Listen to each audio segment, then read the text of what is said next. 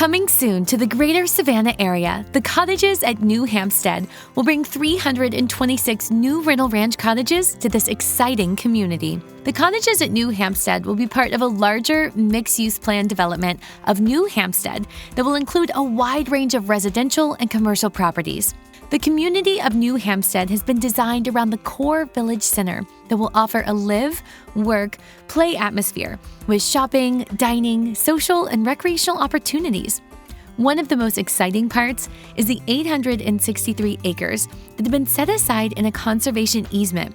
This space will be specifically for active and passive parks, designed for the community's use and enjoyment. Our ranch cottages will fit perfectly into this planned development as well. We offer livable floor plans with private outdoor spaces, an attached garage, and walk-in attic storage.